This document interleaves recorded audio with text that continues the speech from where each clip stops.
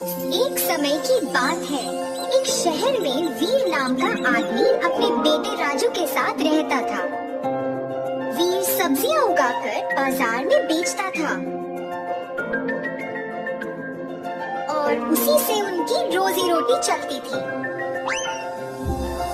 जैसे जैसे दिन बीतते गए, वीर की सेहत बिगड़ती गई। राजू ही पूरी कोशिश कर रहा था, पर वो अपने पिता का सही ख्याल नहीं रख पाया। उसने कई दवाओं का सहारा लिया, पर उसके पिता की तबीयत में कोई सुधार नहीं आया। शहर के पास एक संत रहता था। राजू उसके पास गया और उसने संत से अपने पिता के लिए कुछ इलाज या दवा के लिए पूछा। अब ये संत तो एक चालाक व्यक्ति था। कई सालों से वो एक जादुई फूल को प्राप्त करना चाहता था, जो एक जंगल के बीचों बीच था।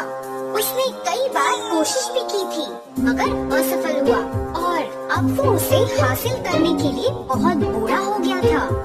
वो चाहता था कि कोई और उसे वो फूल लाकर दे। तो जब राजू उसके पास मदद मांगने गया, संत को वो फूल हासिल करने का रास्ता मिल गया। उसने राजू को जंगल में जाकर वो फूल लाने को कहा और बताया कि उससे उसके पिता ठीक हो जाएंगे।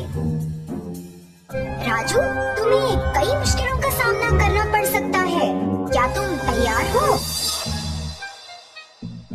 जी, मैं अपने पिताजी की अच्छी सेहत के लिए कुछ भी करने को तैयार हूँ।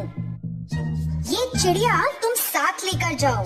ये तुम्हें जादुई फूल की सही दिशा दिखाने में तुम्हारी मदद करेगी।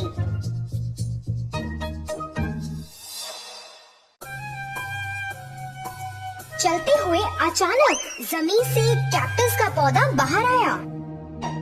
राजू हैरान रह गया। जैसे ही उसने दूसरा कदम रखा, एक और कैक्टस जमीन से निकला और राजू गिर गया।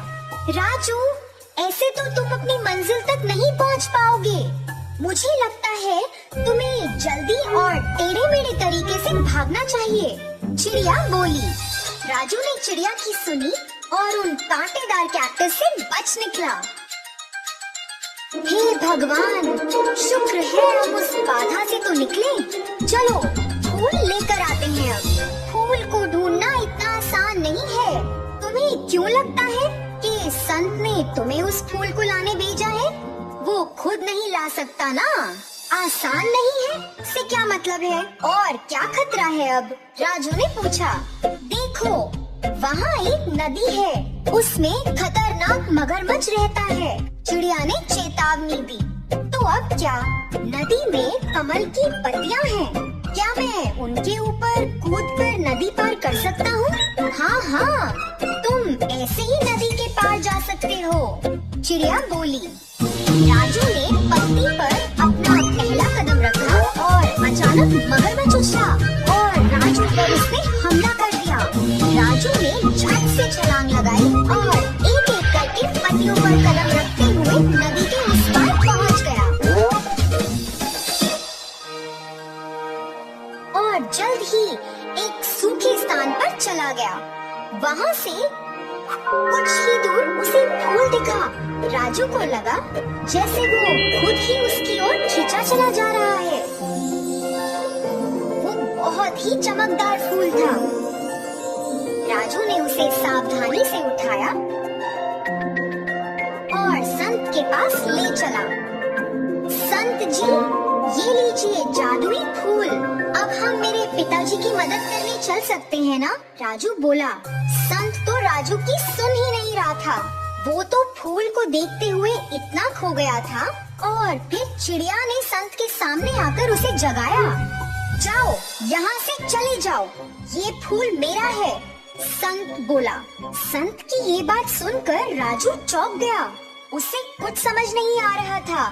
जब चिड़िया संत की ओर गई, अपने पंजों में उस फूल को पकड़ा और फिर वहाँ से उड़ चली। अरे राजू, आओ मेरे पीछे। ये बूढ़ा संत तो पीछा नहीं कर पाएगा। जल्दी आओ, तुम्हारे पिताजी को ठीक करते हैं। आखिर चिड़िया की मदद से वो दोनों राजू के घर पहुंच गए थे। उन्होंने उस फूल को वीर के शरीर पर हिलाया और जादुई चमक उनके शरीर पर गिरी। अचानक वीर का शरीर स्वस्थ हो गया और वो बैठ गए। वो अब पूरी तरह से ठीक थे और चिड़िया बहुत खुश थी। वीर अब पहले की तरह अपनी सब्जियों का ख्याल रख रहा था और उसने राजू को स्कूल भी भेजा। नन्ही चिड़िया अब उस परिवार का हिस्सा बन गई थी और सब खुशी से रह रहे थे।